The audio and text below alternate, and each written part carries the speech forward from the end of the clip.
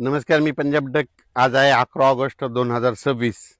आजपासूनचा परत एक अंदाज देणार आहे. राज्यात मी म्हटलं तर कमी दाबाचा पट्टा मध्य प्रदेशहून जात असल्यामुळं जळगाव जिल्हा, बुलढाणा जिल्हा, अकोला, अमरावती ह्यामध्ये महाराष्ट्राच्या बॉर्डर आणि मध्य प्रदेशची बॉर्डर.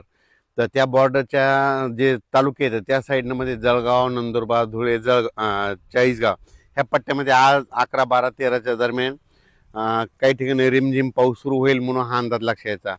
ते कमी दाबाचा पट्टा तिकडे जात असल्यामुळं महाराष्ट्रात मात्र काय होणार आहे, आज दुपारनंतर रात्रीच्याला काही काही ठिकाणी 10 मिनिटाचा, अर्ध्या तासाचा जोराचा पाऊस पडणार आहे म्हणून हा अंदाज लक्षात यायचा.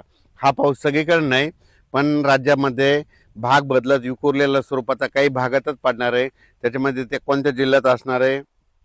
संभाजीनगर जिल्हा, जालना जिल्हा, बुलढाणा जिल्हा, अकोला जिल्हा, इकडे अमरावती. नमस्कार, मी पंजाब डक. आज आहे 11 ऑगस्ट 2026. आजपासूनचा परत एक अंदाज देणार आहे. राज्यात मी म्हटलं तर कमी दाबाचा पट्टा मध्य प्रदेशहून जात असल्यामुळं जळगाव जिल्हा, बुलढाणा जिल्हा, अकोला, अमरावती ह्यामध्ये महाराष्ट्राच्या बॉर्डर आणि मध्य प्रदेशची बॉर्डर.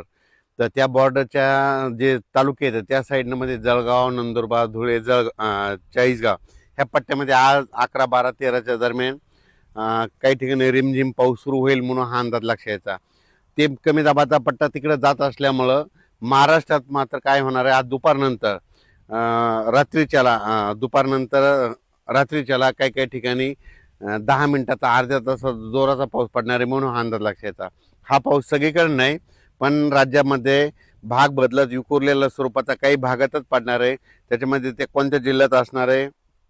संभाजीनगर जिल्हा, जालना जिल्हा, बुलढाणा जिल्हा, अकोला जिल्हा, इकडे अमरावती.